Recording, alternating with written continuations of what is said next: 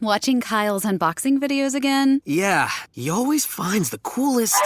No way! A robot dog? Gotta ask where he got it. Or use your Samsung Galaxy S24 Ultra. Just draw a circle around the dog on your screen, and it shows you where to buy it right in the app. Whoa, I just learned a new trick. And that for once, I beat Kyle to the next big thing. Circle it, find it with the new Galaxy S24 Ultra and circle the search with Google. Get yours now at Samsung.com. Internet connection required. Results may vary based on visuals. A fabulous free kick from Leighton Baines.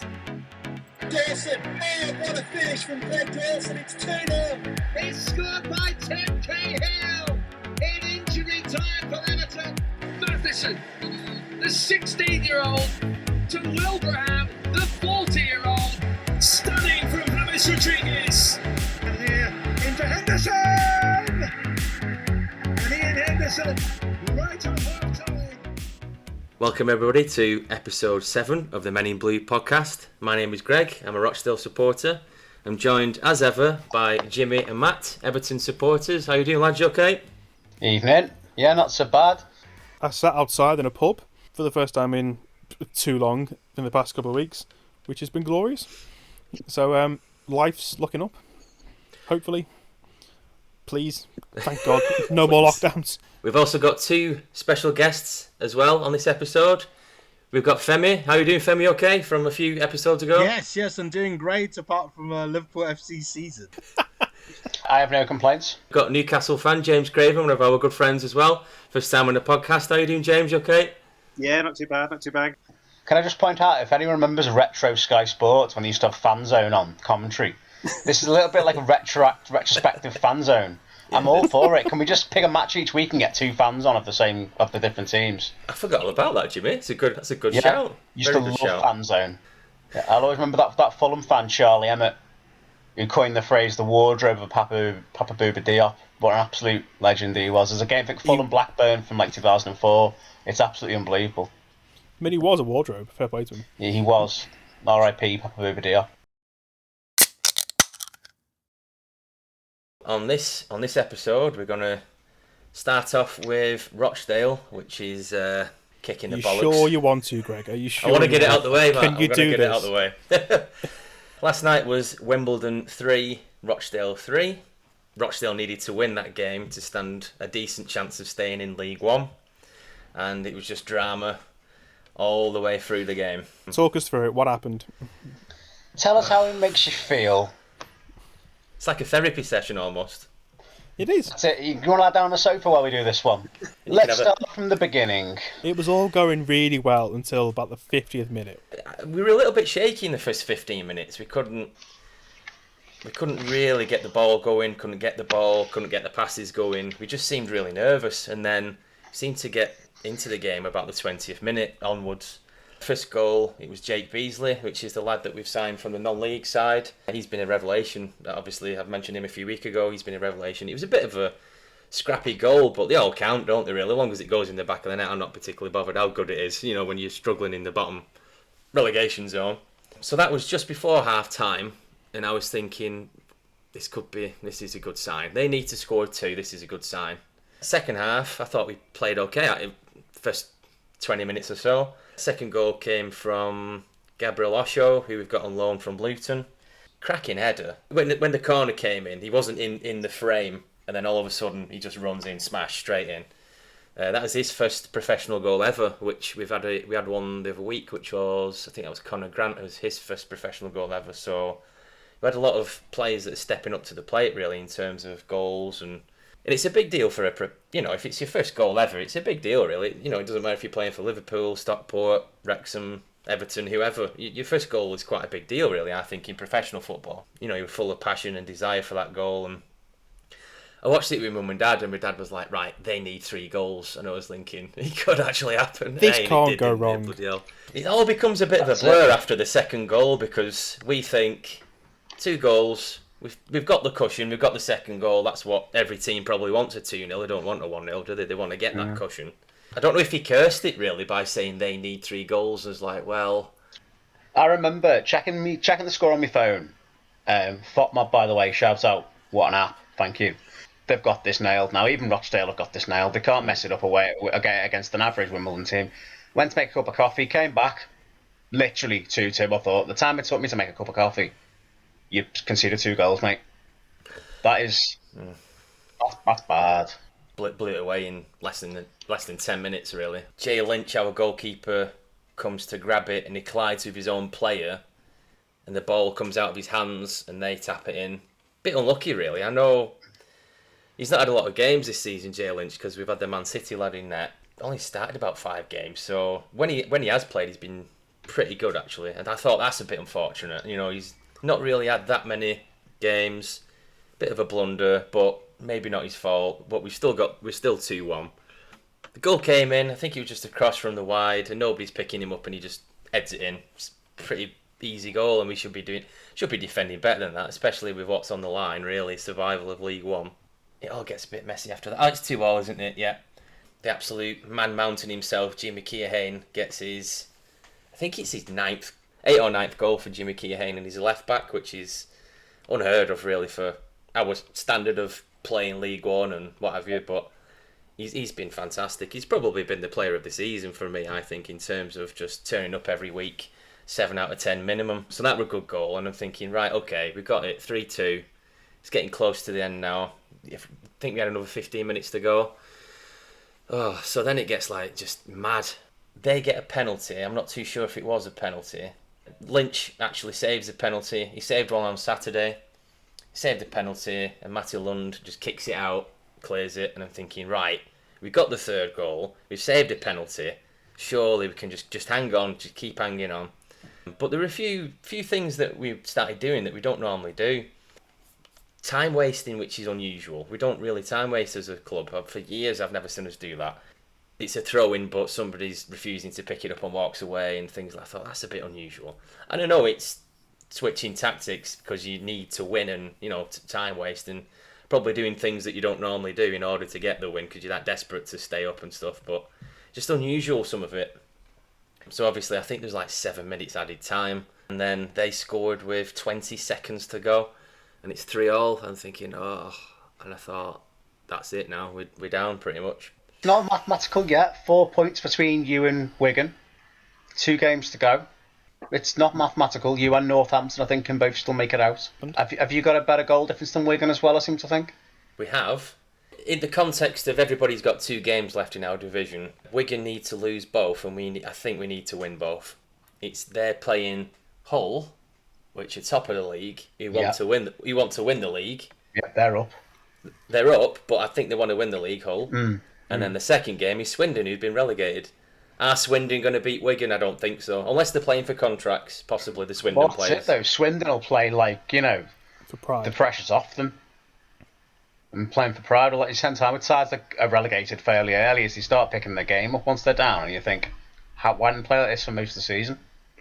And obviously looking at the scoreline, 3-3, that probably encapsulates our season as a result, because how many times have I done these podcasts and I've said it's 3-3, 4-3, 3-3, 2-2. It's just high scoring draws every 5 games or something. Oh yeah, 7. So, there'll be 7 times. So. Stamps it off as that's what the season's been like all season, where we've been conceding late, penalty, a hell of a lot of drama. I feel like I repeat myself sometimes, but that's what's happening in the games, really. But do you think you need to go to League 2 for a bit of a rest? Just to, like, get a bit of normality, win a few games, and, like, sort of have it a bit easier than the heart attack scorelines you've had in League 1 this year? My dad said it the other week. He said it would be nice to stay up, and it's ideal to stay up. But he said, if we're not good enough to stay up, that's what it is. Like, nobody wants to get relegated. But I think you might be right. A bit of a reset. We've been in this division 7 years now, so we've had a good run. League 2, I think they've got Oldham. Oldham are in there. Obviously Tranmere, Bradford. Hope not, but yeah. Oh yeah. Well, fingers crossed that Hilly's boys. I hope not, but you know, yeah. I was even looking at the conference thinking who could go up, and then you got Halifax and Stockport in the playoffs. Is like, do you know what? Halifax away. Yeah. Sorry, what was that? Huddersfield afterwards.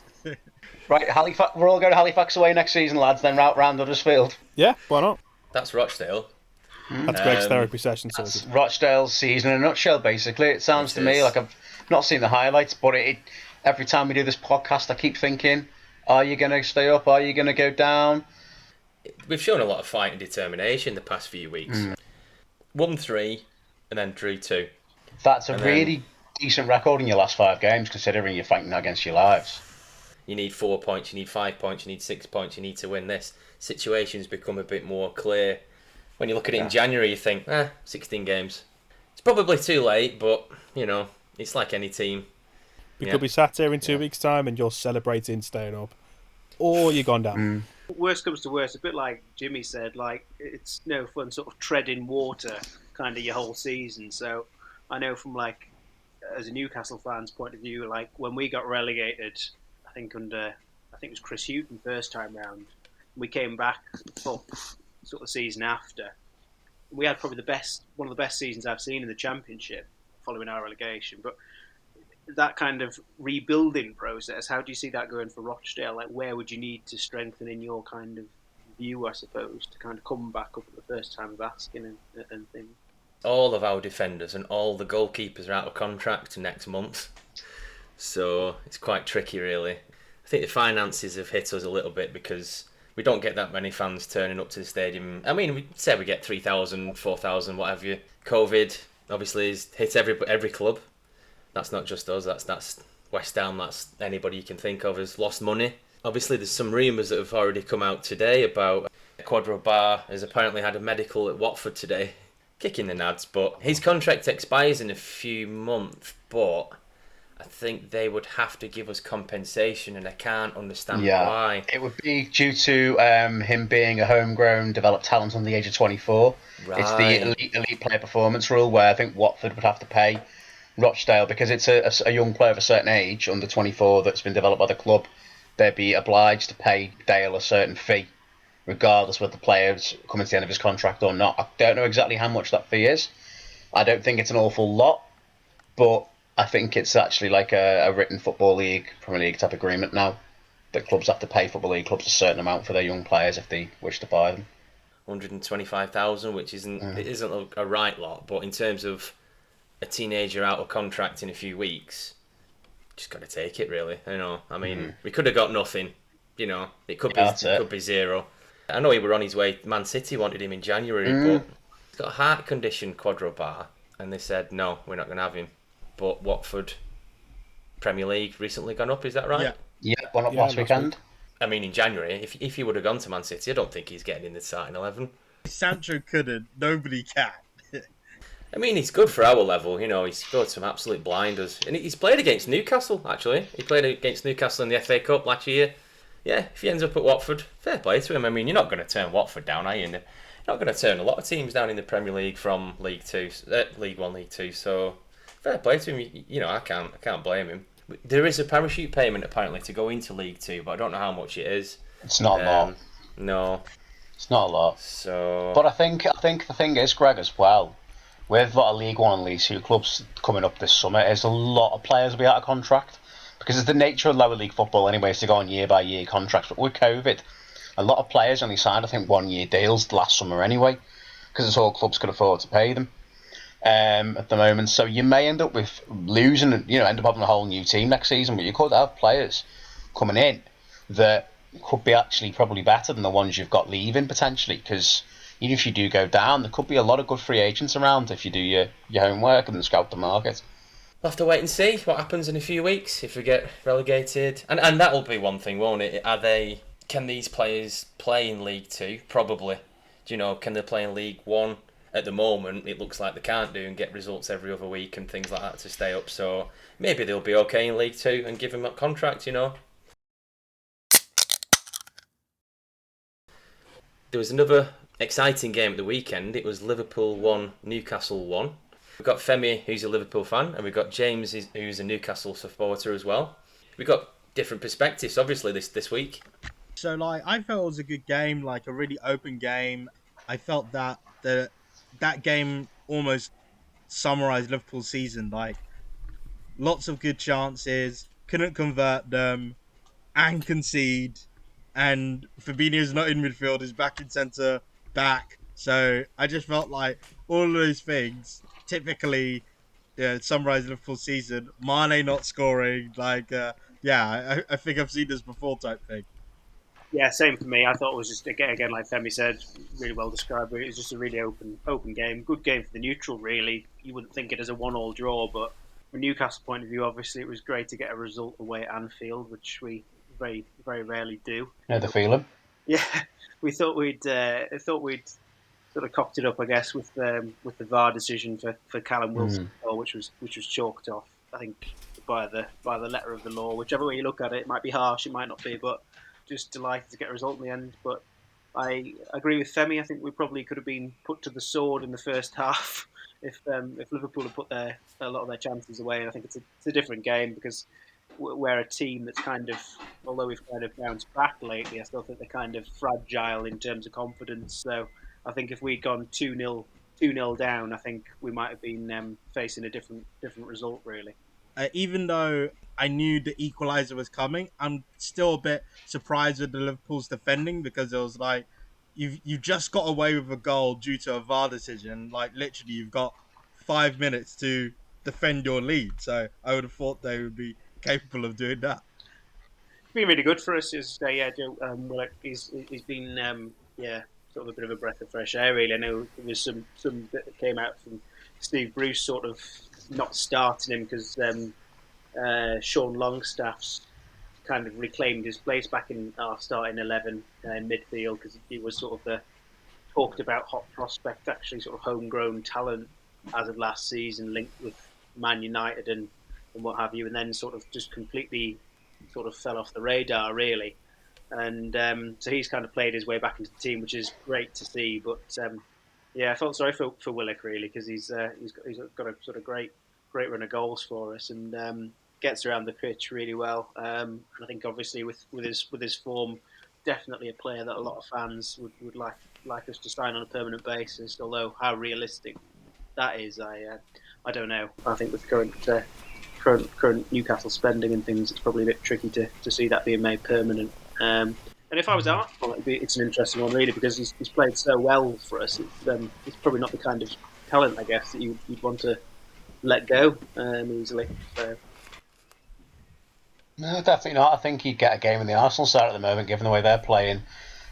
James, I mean to ask you about Steve Bruce. Controversial appointment, to put it mildly, when he came in. Was at the beginning of last season. How would you rate how he's done, given the constraints with the ownership, given sort of the pandemic, given everything that's gone on? When it's a massive football club. You go into the stadium, it's huge. It's a one club city. The club has got an incredible fan base and deserves. When you look at everything about it, deserves to be right up there with the very best. Like Everton and Aston Villa, but It's one of those with Steve Bruce. Just what have you made of first off the appointment and the job he's done at Newcastle?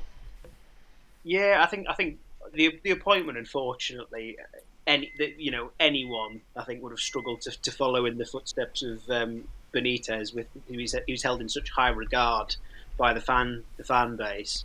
I think it was a really tough appointment, but probably one that Steve Bruce couldn't turn down. And I know, sort of living in Sheffield now, obviously he'd sort of Sheffield Wednesday fans is sort of kind of aggravated them, I think, in sort of the way they went to Newcastle. But I suppose as a boyhood Geordie, you kind of if the opportunity arises, I guess from his point of view, I don't blame him for taking it.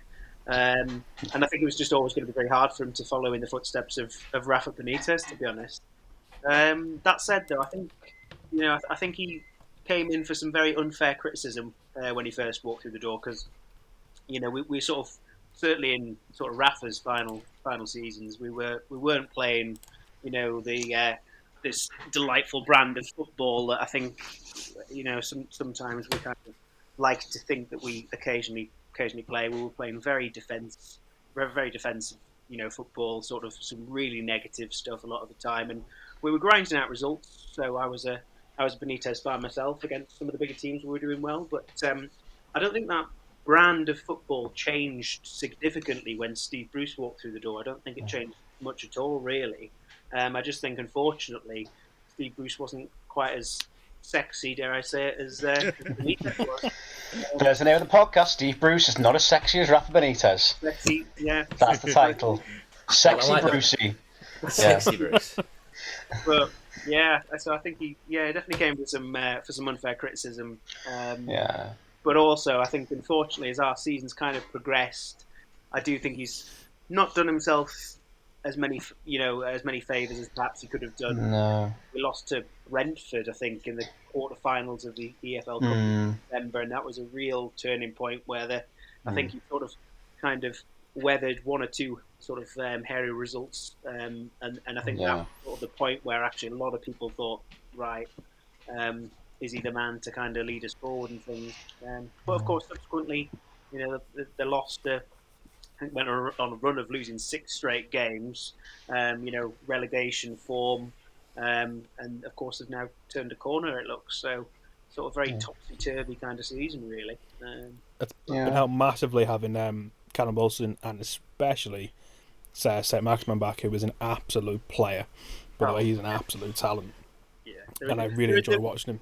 Yeah, without doubt. I mean, the kind of talent really that, without wanting to say it, really probably shouldn't be in a Newcastle side. Really, that's what I always think when I look at a player like that. If you've got the kind of talent, mercurial kind of player that he is, you just want to. If you put him in a team that was playing kind of more expansive football, I think you'd see a really, really exciting. I mean, he's an exciting player in our team, so.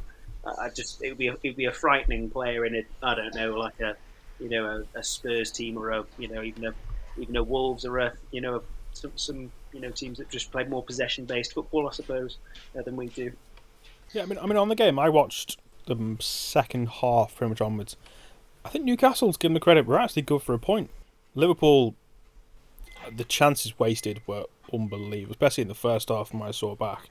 Again, Femi, I agree with it. It sums up your season, really. It just in a nutshell in one game, really, where Salah scores in the first 2 or 3 minutes, and I kind of thought, oh, here we go, Liverpool have this, probably 3-4-1, something like that. And they just couldn't. I think Mane had one in the first half where all you had to do was just put it in the back of the net and took an extra touch and that kind of stuff.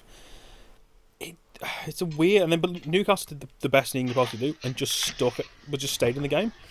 Stay in it as long as possible, and you always know at the moment with this Liverpool side you're going to get your chances, and they got 2 in the end. The handball is harsh, but I agree, as the letter of the law states, is a handball. We might not agree with it, but you have to kind of go with the law either way.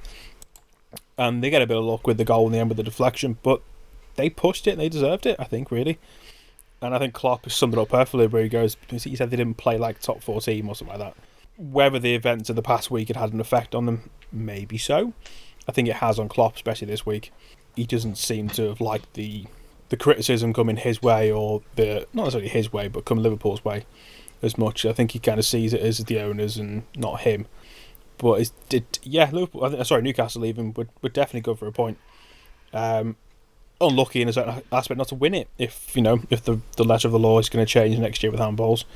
But yeah, Liverpool, it just summed up everything, especially in the last sort of 6 months where they just couldn't get that second goal. I think if they got a second goal, Newcastle weren't coming back to get a draw. They were going to kill that game off. But that's just their issue this year, unfortunately.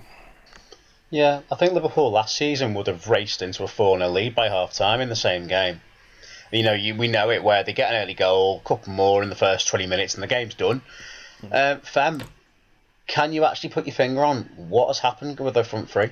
Because they were so good, and just what has gone on? It's such a rapid decline. So I'd actually say front 2, because Salah is still performing like last season, relatively. He's still in the Golden Boot. It's just Firmino and Mane have dropped off the cliff. Firmino has never really been a really good goal scorer, so I can see. But then when Mane's dropped off, and then Jota's had a good season, for the amount of minutes that he's played. But I think it was the combination of Mane dropping off a cliff and then Jota being injured. So if Jota was fit, then yeah. And then as an aside with the VAR decision, I can understand it from both sides. But I have to say, at least it wasn't as bad as the West Ham VAR decision. I watched that all agree live on and I that was Bad, isn't it? It's sat so there going, bad. I know, and isn't it ironic that we all support different teams and we can probably all agree on that? oh, it's ridiculous. Yeah, dreadful. I mean, it's been rescinded, thankfully. Oh no, they're going to send him off, aren't they, for kicking a ball? This is literally what he did. He kicked the ball and his foot happened to get. In football, he kicks a ball at a game of football. How dare he? Ridiculous. Yeah. Absolutely ridiculous. Gosh. But again, the issue there is everyone says it's VAR. It's not VAR is the problem. It's the people running it is the issue. I mean, we could have a whole podcast on VAR. Just a quick one on Newcastle. Obviously, Rochdale played Newcastle in the FA Cup. Was it last season? Yeah, it was last season. I've never been to St James's Park before in my life, and it was bloody brilliant, unbelievable, great away day. Just you forget how big it is, you know, how big of a stadium it is, and high up everything is. Yeah, up in the gods, absolutely. Yeah, we were that far up in the gods that there's a lift to go up to the stand. Nosebleed up there, wouldn't you? Yeah, and there's quite a few, not old fans, but there's a few 16 above at Rochdale, 17 above, and they're just queuing up for the lift to get to into the stand. I ended up joining them, like, for some bizarre reason. Yeah, lazy bastard. You got like Doris and Ken stood outside the lift, and you're like, mate, come on, let's go. Come on, let me in. Room for one more here. I'm the carer. What? Oh, it's unbelievable stadium. Yeah. I don't know if obviously James has been, but I don't know if any of you three have been. Not to a game, but no, I haven't. And as an aside, like with that Newcastle result, now I'm unsure about Liverpool's top 4 chances. I think Chelsea are the favourites just because they're, you know, with the 3 at the back system, that the defence is so strong that like it's like I think that makes them favourites. But I think Liverpool have got the capability to do that, but they have to obviously finish their chances and try to not concede. So like, that's my thoughts at the moment. Chelsea are favourites. Yeah, I'd agree. The way the top 4 is, I think that's the way it's going to win. I think Leicester have sorted out any problems they've got. They played well on Monday night, wasn't it, against Palace? But I think that top 4 will stay as is. What's the running for Liverpool, Fem? Who do you have to play next? Well, remaining. Yes, so it's like we've got Man U next, but after that, it's Southampton, West Brom, Burnley, and Crystal Palace. So it is possible. Oh, that's a fairly. But we need Chelsea to slip up a bit, just a tiny bit, and then if we come out with a victory against Man U, then it's quite possible to go on a winning run. But like, yes, yeah, it really depends on that. And then of course, because Liverpool are playing Man U would love to put the daggers in / spoil Liverpool's chances of getting top 4. So that's a really big game. Yeah, I mean, on like the United-Liverpool game, I think like most Super League games this season, it's been 0-0, so... That's a nice segue.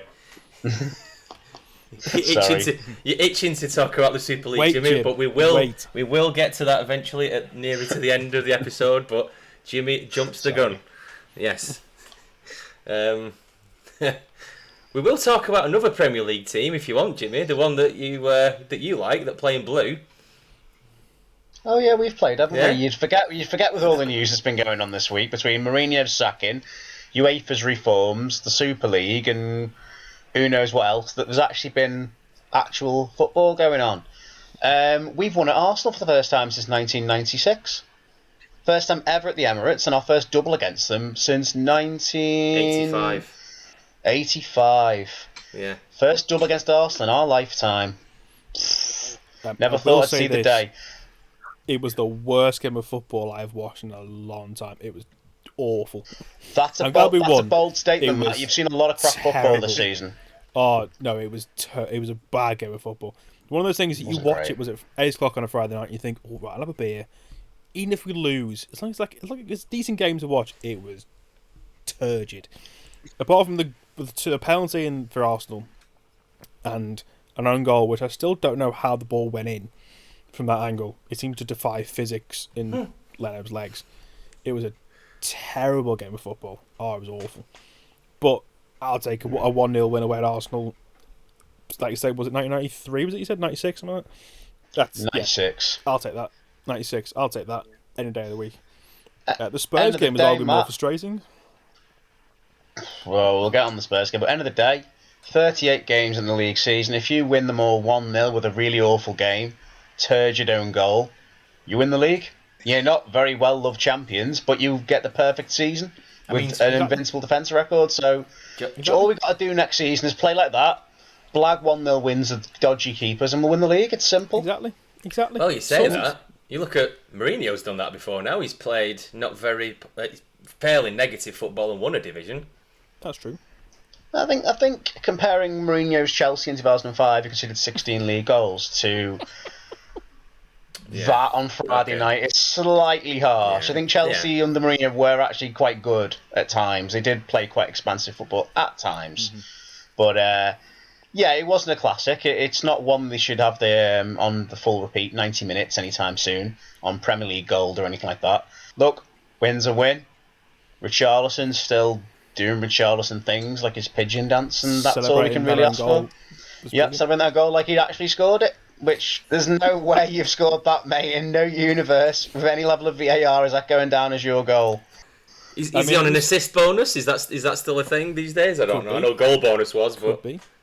Probably. I think it was actually more an insight into how poor Arsenal really have become. And I don't think that's necessarily an Arteta issue. I think that's just probably goes back to the Wenger days where the late Wenger days, I should say, where you look at it and I know they were missing Aubameyang and Lacazette was out, but they announced the 11 at 7 o'clock on the Friday, and you just thought, that's a very, very beatable team, even if we don't really turn up. It's not an Arsenal team, is it? When you think of Arsenal teams in our lifetime, you think that's. I think the problem's at board level. I think that the owners are quite happy just taking the Premier League money, the Champions League money when they get there or whatever. So long as they're making a profit with the massive stadium and all that, they don't care about winning titles and winning trophies at Arsenal. The owners, anyway, the fans do. The manager obviously does, the players by and large do, but they've become this weird sort of soulless parody of what they once were. And whether that's the Kroenkes, whether that's the move to the Emirates that's done that to them, I don't know. But it doesn't. There's something deeply, deeply wrong at that football club, I feel. And it's more than just Mikel Arteta being the manager. I think no matter who went into that job after Emery was going to struggle. Because Emery has proven he's now in Villarreal, in Spain. Yeah, who play Arsenal tomorrow night, which will be quite hilarious if they win that. But he's proven he's not a bad manager. I think he's just got a group of players there who just aren't bothered. Really, unfortunately, there's no. I know they're in the Europa League semi-final, and they did play well to get there. But on the games that you have to grind out results, and the games where you might have to play, your Burnleys, those kind of things, they just don't. Just a poor side. It's just a very easily beatable side. If you've got a side, if you get at them early on, or if you're at least in a physical battle, if you beat them in that, you've probably got them beat pretty quickly. And they might have turned up for the big games, the Spurs in particular. Not necessarily at Spurs these days, and the Emirates in particular. But yeah, it's a very, very average side. I've got a question for Femi actually regarding Arsenal. Obviously, Liverpool and Arsenal a few years ago, it used to be United, Liverpool, Arsenal about 20 years. It was them three all going for the top four. As a Liverpool fan, how do you see Arsenal these days? Do you still see, because obviously they're the 11th or 10th? What do you look at Arsenal when you play Arsenal? Do you think this could be tricky, or do you think it could be an easy game these days? So these days, I'm sorry for Arsenal fans, but in my eyes, they're kind of become a banter club. So it's basically, if you beat them, you look forward to it because then you can see the meltdown on Arsenal fan TV afterwards. So it's actually quite it's actually quite good. So and in previous games, Arsenal would normally play a high line with Salah and Mane running in behind. So I've actually looked forward to those games. And as a side, I think Arteta.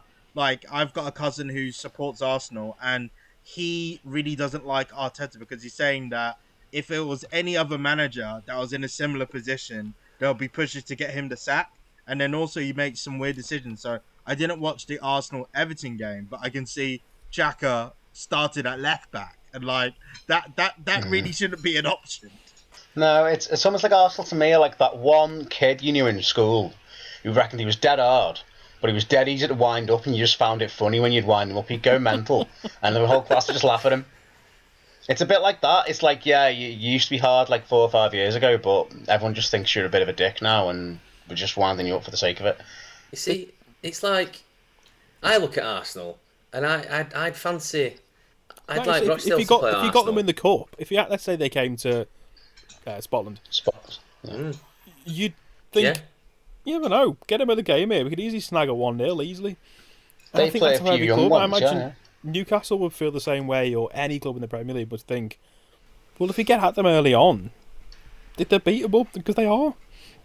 I think a few years ago, me, Jimmy, Femi and James, I think a few of us went to the warehouse to watch Arsenal, and I think they were playing Bradford. Do you remember when Bradford had that mad run in the FA League Cup and they got to the final with Gary Jones? Bradford beat Arsenal in the Cup, and I'm sure somebody else, it might have been somebody around that time, I'd have given them a really good go. And every time I've watched a smallish team play Arsenal, I always think that could be us. That we could give them a game. I remember Arsenal playing Huddersfield in the FA Cup. That might have been it. And Before it was, and Huddersfield were in League One at the time, and I think Alan Lee equalised, and everyone was like, "This Arsenal team's not doing this." It was like 2011. It's like, this Arsenal team's not that great. It's 10 years ago. So Yes. I know Arsenal won in the end, but I think if you get in the face of Arsenal, I think you've got them sometimes. I mean, I know historically, I know it's easy to say that because they wouldn't be in the Premier League and things like that. But when I watched that Bradford game and the Huddersfield game that you're on about, and I'm sure there's another one that'll spring to mind eventually, they just got in the face of Arsenal. And it was typical, obviously, League One, League Two type of football. It was quite physical.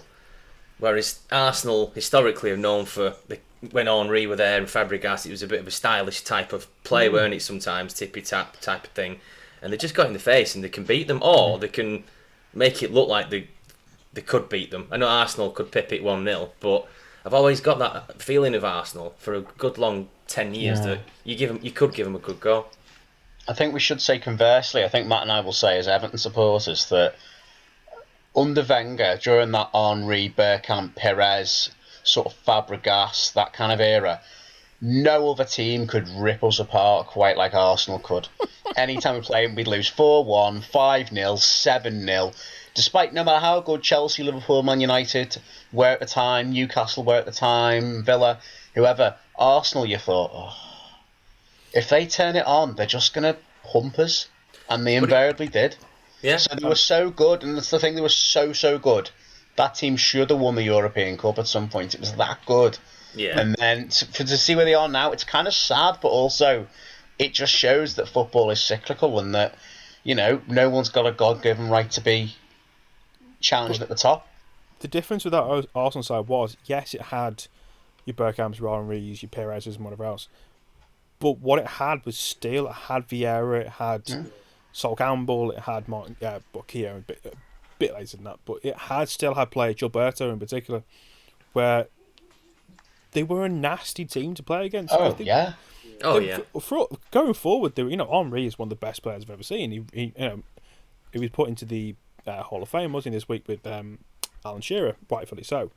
People complaining about Alan Shearer going into the Hall of Fame. Is he 50 goals clear of the next top goal scorer? I mean, you've got to have him in, haven't you? Yeah. James, what's your thoughts on Alan Shearer going on the Premier League Hall of Fame? Do you agree with it as a Newcastle fan? Unsurprisingly, Jimmy, yeah. I thought I might get a completely unbiased view. It's ridiculous, isn't it, that people would challenge that? I've seen like just as bad, like on Twitter, my football Twitter, I saw like people saying Gerrard shouldn't be even mentioned in the Hall of Fame because he hasn't won the Premier League. It was like that sort of logic. All right, neither should Matt Letizia then. Yeah, it was just nuts. And then, as an aside with Arsenal, like I think to be honest, like it's a mixture of two things. So, I think that their manager isn't good enough. So Arteta, I think he's inexperienced, and like they've still got some good players. So I think like maybe like a manager who plays a 4-4-2 might suit them best because Lacazette and Aubameyang up front is still good. Like Saka playing on the wings is still good. Like Tierney is good. Like they've loaned out a centre back called Saliba. He's supposed to be good. So like I can see like they've got the players to make something. Like they've got Partey who adds a bit of still to midfield. So they've got some good ingredients to get a good team. I just feel like they need to recruit a tiny bit better, but like they need a manager that can get the best out of them. So yeah, like I think if you can get a manager like Needs Tony Pulis. 4-4-2. Well, like Tony Pulis, it's quite Sam funny Allardyce because goes you almost need like somebody like a Sean Dyche to like defense tighten them up. But like apart from that, like it's quite funny. I think wouldn't it be? Go on. I'd love, Go on, James. I'd love Go on, to James. see the reaction of Arsenal fans on Arsenal Fan TV to the prospect of Sean Dyche, Sam Allardyce, and whoever else mentioned they're going in. With pitchforks, wouldn't they? I love it. I love the idea that there's going to be tie. some kind of managerial committee of Dyche, Allardyce, and Pulis turn up. Got a quick question about Arsenal. I'm just looking at their recent fixtures, and there seem to be a bit of a mishmash in terms of form. They win a few, lose, draw, win, lose, draw. It seems to be a little bit inconsistent at the moment. Their next game is Sunday, and they're playing Newcastle, James. Yeah. So, do you think you could get something out of that game with Arsenal being a little bit all over the place? Obviously, Everton have managed to beat them, and Fulham got the 1-1 the other week. I thought you were awfully quiet about Arsenal, James, for a second there. I wondered why. Oh yeah, when Matt mentioned earlier on, it was saying talking about Rochdale, potentially having Arsenal at Scotland and what have you, and saying like, I thought I'd film really, because it would be typical of Newcastle to get a good result against Liverpool away and then at home like sort of capitulate. I think if we can put a strong team out, of which we have been able to do for the past 2 or 3 weeks, though, again, Matt mentioned about sort of our main sort of big guns, with Callum Wilson in the team and Alan St. Maximin, we just have a really good attacking outlet, whereby as a fan you feel that we could score it in almost any attack. That they're a potent sort of strike force, really. So yeah, it's refreshing, I suppose, because I think without those players, we'd be just very very hard to see where the goals are going to come from. But you kind of knew if we went 1-0 down in a game, you were kind of really up against it. You were kind of hoping for a draw at best, whereas we actually feel like we have a couple of chances to get back into a game or even take the lead, which is great. So yes, to answer your question, I think we could give Arsenal a game we could give them a game at home, but yes. As a sort of Newcastle fan, you've seen things in the past where we've had a good result one week and then just completely. Well, you beat West Ham a couple of weeks ago. That was a great. That was a good game. Yeah, again, really good game. Really good game to watch. So yeah, I mean they've sort of turned a corner really, but who knows? They should give them a game on paper. You don't have Willett for that game because he can't play. So you have to look at somebody else to come off the bench. Yeah. So yeah, and it depends. Matt Ritchie. Yeah.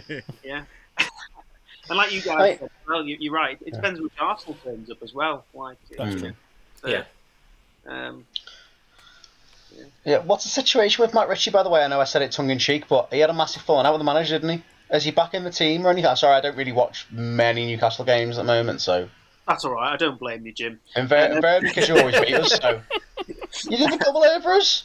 That's why I don't watch him. For you, I'm still bitter over it. No, fair play. No. But seriously. Yeah, Matt Ritchie's probably my. I would say you can't have a favourite Newcastle. He probably is my favourite Newcastle player because actually I think he kind of typifies what Newcastle fans like to see, which is 110%. He's not like blessed with supreme ability, but he's got that old wand of a left foot that everyone likes. When you have the wand, anything's possible. Yes, absolutely. Only applicable to their foot, of course. But he just gives 110%. He can tackle. He gets up and down the wing. He can cross. And they've started playing him obviously at kind of wing back now. So we've been playing 5 at the back in the past few games, and he's just been brilliant. Again, sort of St Maximin and Wilson will get all the plaudits and deserve a lot of them for the attacking outlets, but putting Jacob Murphy at right wing back for us and Matt Ritchie at left wing back is a sort of, well, I don't want to use the term masterstroke, but it was that again just gives us so much more width and attacking intent going forward. But I think he obviously, like you said, he had a big argument with Bruce, didn't he? And I think that was the Wolves game. Yeah, 1-1 draw home to Wolves. He blamed Ritchie for the Wolves equaliser, didn't he? Publicly. He called him out, I think, for sort of not disseminating, not picking up his man or something. Yeah. Quickly enough. So, I mean, everyone will have their own opinion about like calling people out in the media and stuff. So I don't blame him for kind of being a bit peeved about that. So obviously the fallout, but it was frustrating as a fan, put it this way, watching him and Jacob Murphy being sat on the bench for weeks on end, because they've had their injury problems, but those two have been fit and not playing, and I think that was again one of those moments where I think Steve Bruce didn't do himself any favours, because you've got sort of fan favourites and attacking players when there isn't really many attacking players available sat on your bench who we know kind of give the 110% each week. And actually, there were, it was sort of because they'd had this spat. He was just being benched because of that. You can't imagine him having a bad training session. Matt Ritchie is just looks like the kind of player that would just be, snapping people in training sessions, just running around the place like a knuckler. So but yes, delighted to see him back, and him and Jacob Murphy, the fullback, wing backs, they have made a massive difference. Cool. What's it called, James? So so I think is it David? Is it Graham Jones who's your assistant? So like, what have you made of him? Like, he seems to have an attacking impact on Newcastle. Yeah, I mean, I didn't know that much about him. I know he worked with Martinez, I think. I think he was at Everton with he was at Everton with the Martinez, yeah. Yeah, and then I think he worked with the Belgian national team as well, again under Martinez for a period. And I think when he first came in, I can't quite recall which games it was. It might have been back as far as Wolves, actually. He sort of made an immediate impact. I think we had a run of results that kind of suggested a more kind of attacking style, I guess. And it looked, and then sort of we took a dip again in form, and so I think it's for the best, because a bit like what Jimmy was saying earlier on about Arteta being a flair player for Arsenal. Well, how much does he know about the defensive side of the game and the nitty gritty, and that would be why your John Terry would come in potentially for Villa. Steve Bruce, on the flip side, you get the impression that all his eggs are in the defensive basket, and actually, going forwards, everyone will know, watching a Steve Bruce team, that actually that's probably where they get their boring dinosaur brand of football, because they don't really play expansive stuff going forward. So if you can get another man in who can do that side of it and marry it up with Steve Bruce's passion for defence and solidity at the back, I suppose that should, in theory, be a good recipe. You need Shearer back. Yeah, it'd be nice to see. Faustino Asprilla. Yeah. Oh, what a player! I'd like to see. They had Les Ferdinand. Where was he? He was at QPR, wasn't he? QPR, yes. QPR. Yeah. I'd love to have had big Les Ferdinand. He'd be alright, wouldn't he? Yeah, definitely. For a strike. Big Les were good. Coach. Oh yes, Tamori Ketspire. There'd be just kicking the advertising hoardings. That'd be amazing. I would love to watch that training session. Yeah. Him and Matt Get Robert back for free kick training. I think there's something that upset the entire world of football a few weeks ago, which was the European Super League, the announcement of it. Okay, so my take is actually quite different to most football fans. I just felt like this was like a business opportunity for some Premier League clubs. All the clubs have lost money due to COVID. From what I've seen via football Twitter is that the Super League were proposing 300 million more than the Premier League. And then from seeing it, like, they won't be actually outside the Premier League. It's just to replace the Champions League. So Personally, I didn't see the big uproar. I felt more people were emotional. Yeah, it could have been a good opportunity. And also, one thing that I particularly didn't get is like some Arsenal fans were complaining about Arsenal joining. Meanwhile, Arsenal are nowhere near the Champions League level. So I would have taken that and ran. I see what you're saying in a business opportunity, but I think that's part of the problem. Is that the owners of the clubs, and it's not been consulted with managers, players, fans.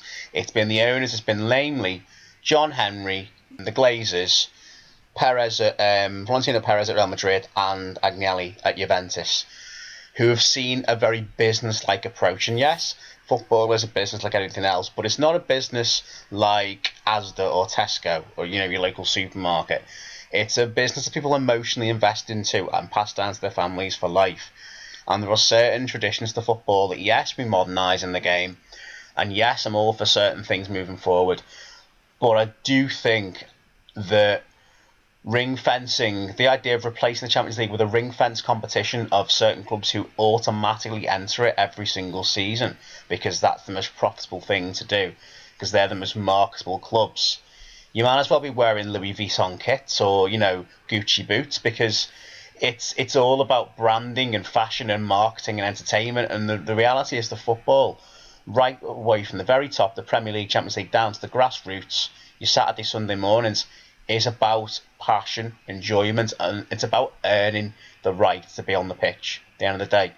And Tottenham and Arsenal are just two examples, and they're probably the two most standout examples. We've played them both lately. Neither impressed me.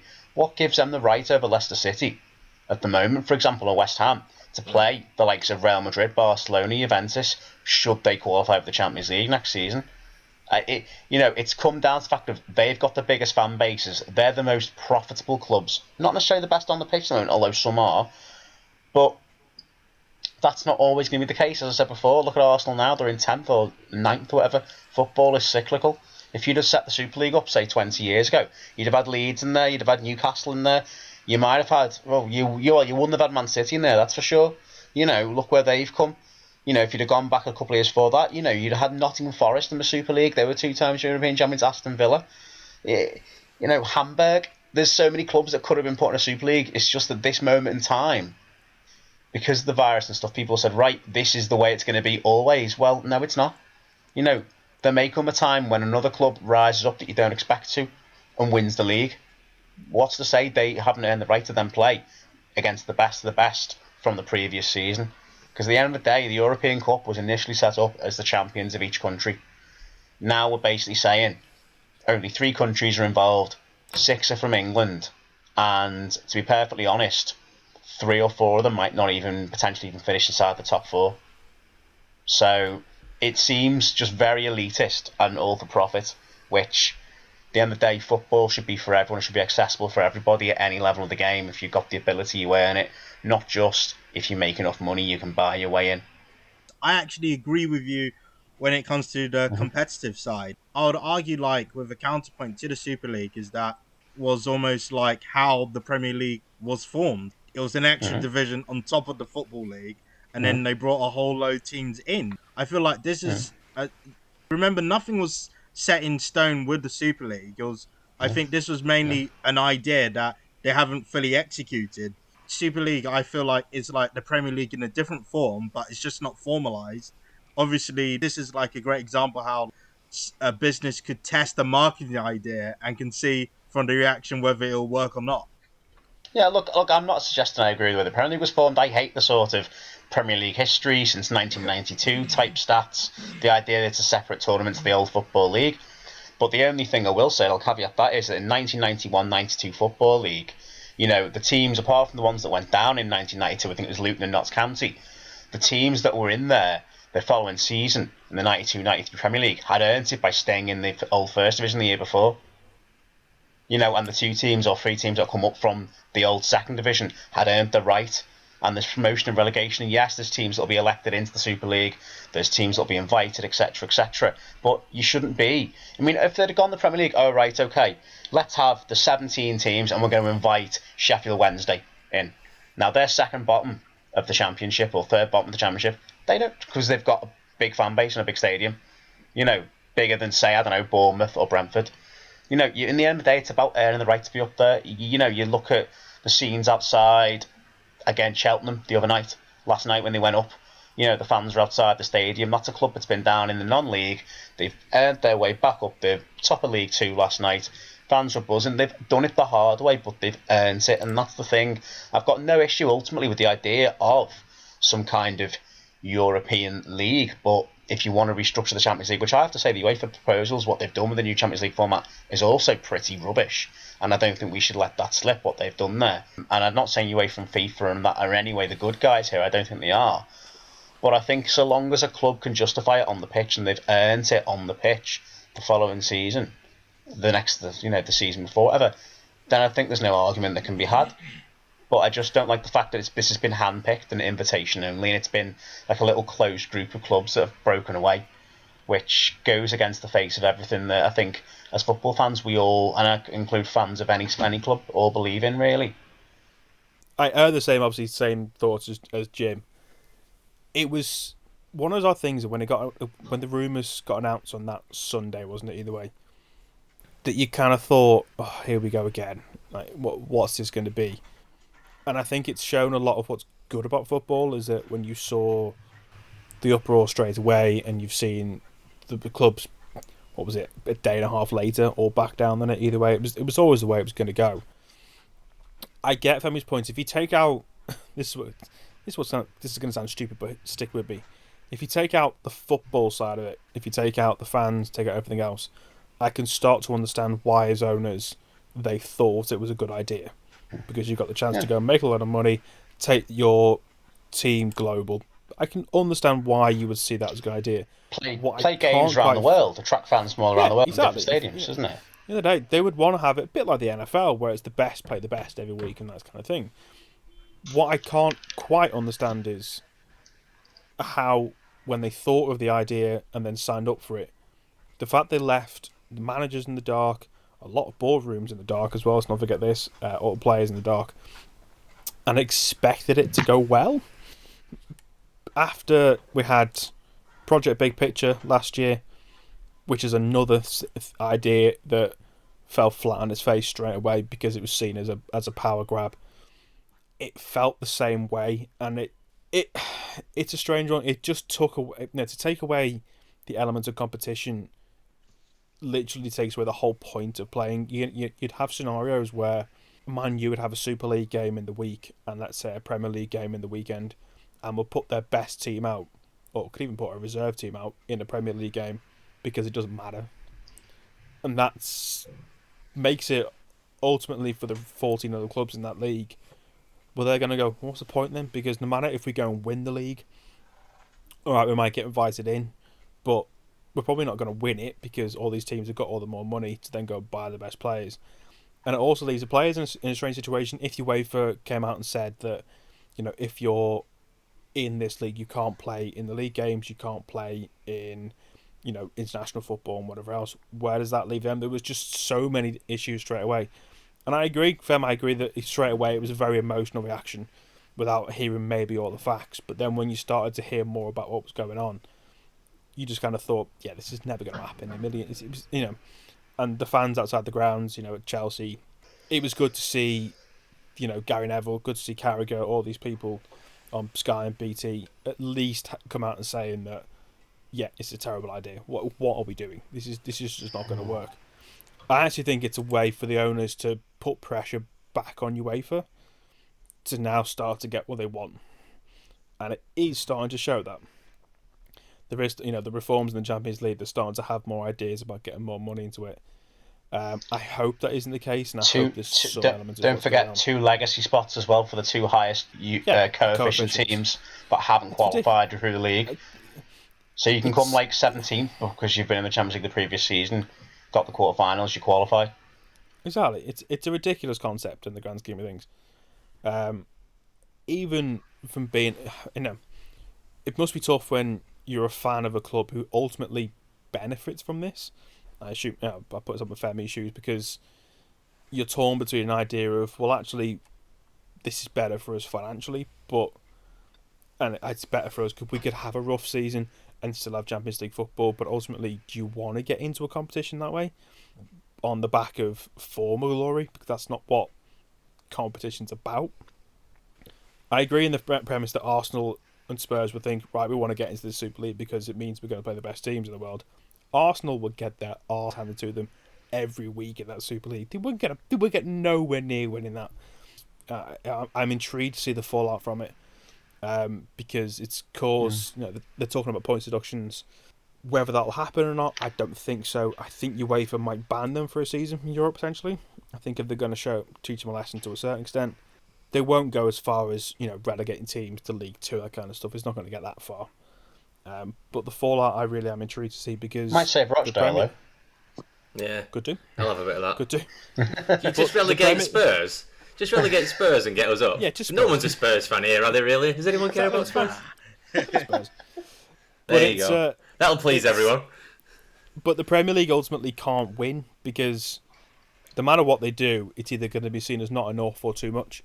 I agree, points deductions. Everyone came out and said, yeah, but that's punishing the fans and punishing the players.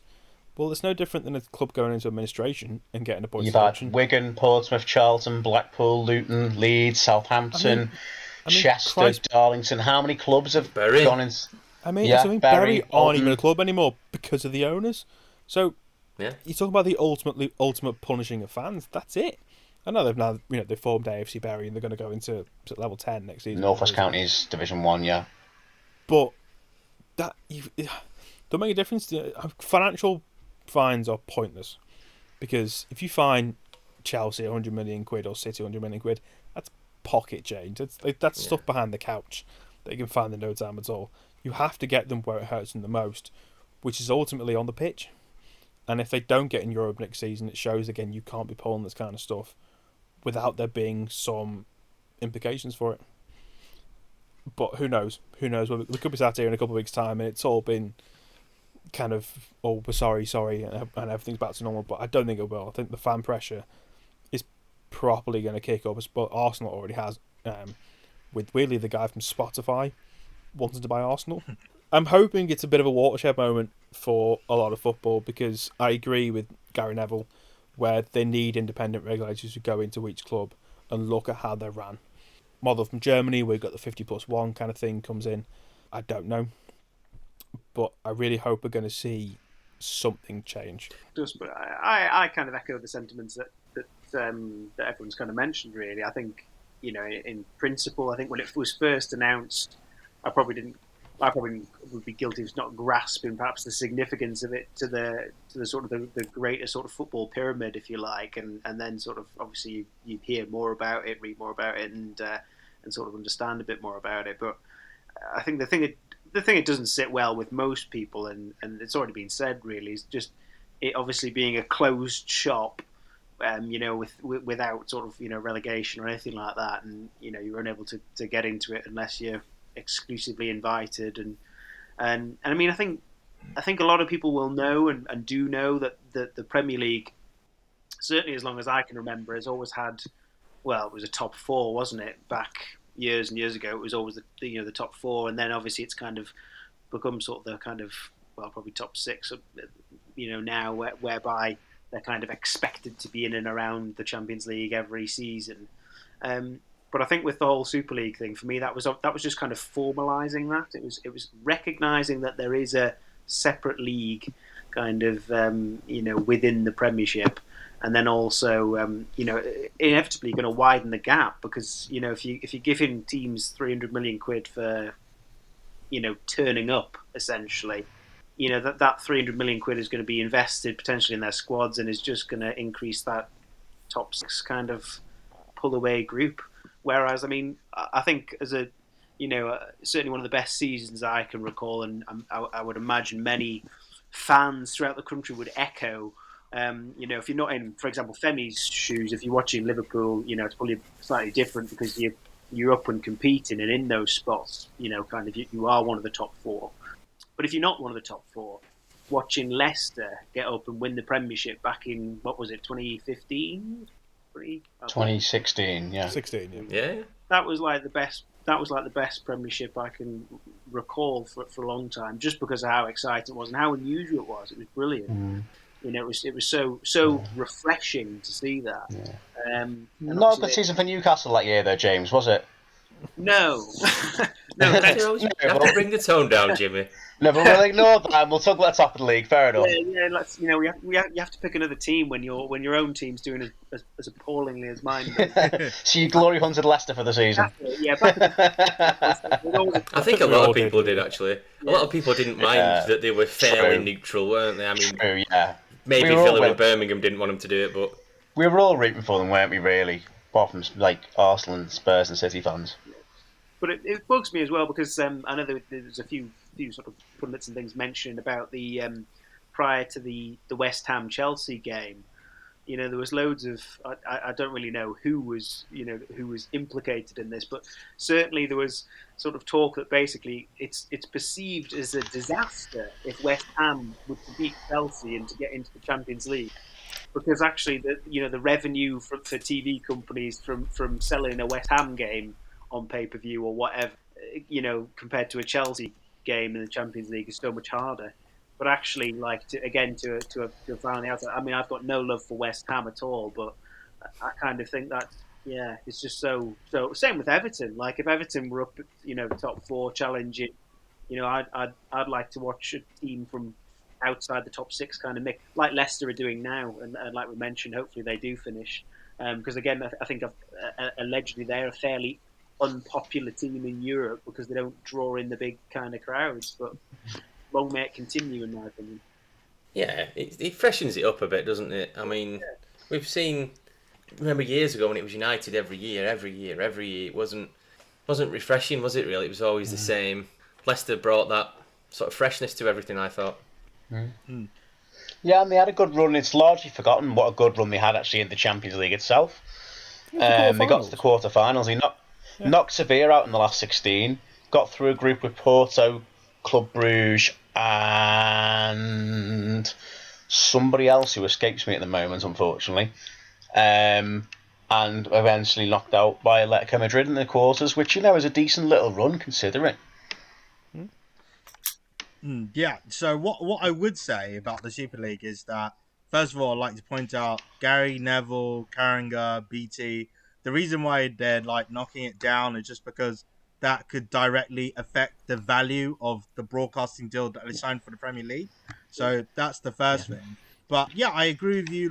It's good to have competition, different teams there. So what I reckon which might happen is a Super League might be formed in the future, but the application of it, the application / execution would be different. So it'll be like the Champions League where you can qualify, but more money, different teams, different locations around the world. I reckon that would happen because with the chairman, that at the end of the day, they are businessmen. And if somebody's offering you 300 million more than what your league is in, and then your league isn't offering you, anything close to more, then I think it will happen. I'm not sure when. And then also I think, the execution of it would, that's what I reckon would happen. Yeah. I'm fairly resigned to it being something that will happen, but I mean, I wouldn't be against it in terms of the parameters were right, if the setup was right. But again, travelling around the world seems to me like something that isn't that going to be more miles in my legs for players? Isn't that going to be, is no one thinking of their welfare if they're travelling around the world anyway with international breaks, European fixtures, and they've got a Super League fixture on top of that as well? Or conversely, is it going to be a case of where fans in China, Dubai, America get to watch Man United's first team play Barcelona every couple of weeks, and then the local supporters pay 50, 60 quid to watch the reserves play Burnley at home? It doesn't seem entirely fair on my local fans then, but I think it does leave behind local supporters who have had families. It's an antiquated view almost, but who've had families go to the game for years. But I guess that sort of view is and that sort of thing is gone. You've got to move with the times a bit more. One of the first things that Femi said is he's quite surprised with how it sort of blew up a little bit. Well, I'm paraphrasing there. I was a little bit surprised with. I'm not particularly for it at all. I'm not saying I'll hold my hand up on that one. I'm not for it. But a lot of You look at the casual Man United fan who doesn't go to the games and watches it on the telly. I think he'd rather be watching Man United against Barcelona than Man United derby. I don't think they want to be playing West Brom. Maybe they do in terms of they know it's a guaranteed win. In some respects, it could be an easy win. Why would... Play devil's advocate. Yeah, but it's like devil's advocate. But it's like Greg, if you eat foie gras every night, do you get fed up with it? There's only so many times you can watch Man United play Barcelona. Those should be saved for special occasions. This is where it comes into play, where you have to earn that, really. So that's really what it is, Like Rochdale playing Newcastle, we had to earn that by beating someone previously, or Tottenham or Man United, or when we played Liverpool in '97, we had to earn that by knocking somebody else out and getting to that round. My issue with it was it ultimately shits on 150 years of history in English football, but it also shows the difference because a lot of them, you have American owners, you've got Abramovich obviously in Russia, but they want to get the American model into it, which I can see why you would. But the English game has got a rich heritage and a rich history that you can't just ignore, or you can't just... The European game as well, not just English, Yeah, Spain European too. too. Yeah, if I use the English game because of the 6 English clubs, but yeah, I agree. The European game is in that as well.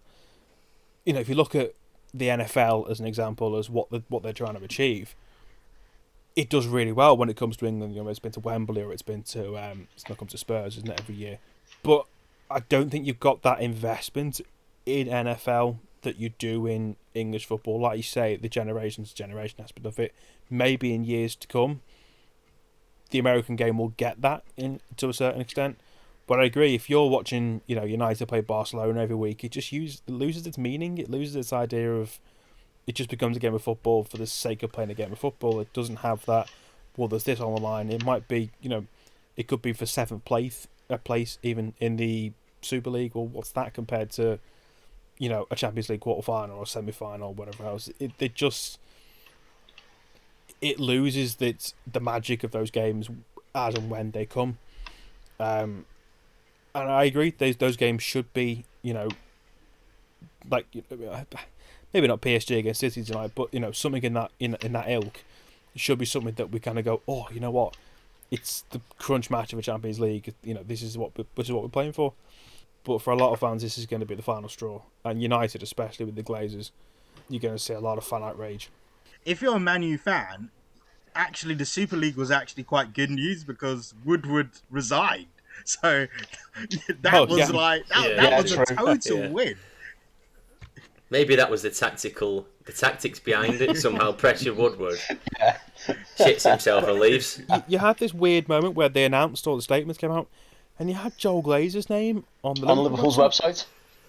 And I was like, what? This is just... That's wrong. You're not getting this at all. Like you look at... I follow a bit of the NBA. The big teams play each other about 50 times a week. It's ridiculous. It's just like... I can't keep up with it. And like the LA Lakers, like such a big team, aren't they? Everyone knows LeBron James and all that kind of stuff. But I now don't know what a big game is for the LA Lakers when I watch it. It never ends. It's like that. Is it the Peep Show or is it Mitchell and Webb? Like football, it never ends. What's that? They might have lost 50, but they're still in the playoffs. No. They're trying to bring in an American idea to a sport that's never going to accept it. Is the best way I could put it. And they can try as much as they want. It was never going to happen. To me, it was like when you play PES, Pro Evo, and you see the Masters League. It's like they were trying to do that in real life, but they couldn't get the licensing for Bayern Munich. Do you know when PES have always got that team that they can't afford? Like Bayern Munich was that one this time, and like Munich were like, nope, you're going to get like Paris Blues, purple, white, or something as a team name. We're going to be something like that, weren't it? I don't know. Right, so basically, any European Super League that we're going to come up with now is going to be known henceforth as the Konami League. I've not played FIFA for years, but we used to have some great FIFA nights at uni. Yeah. Me, James, Craven, Femi, Jimmy, Jason, John Warburton. Yeah, Pro Evo. Some of the 2005 onwards up to about 2010 they had some really good games over those years. So on my Twitter feed, where all the players were giant penguins. Oh yeah, them. Because why not? This is fucking mad, isn't it? That's it. This is the Champions League reform we need. Yes. Penguins and Smurfs on a Tuesday night.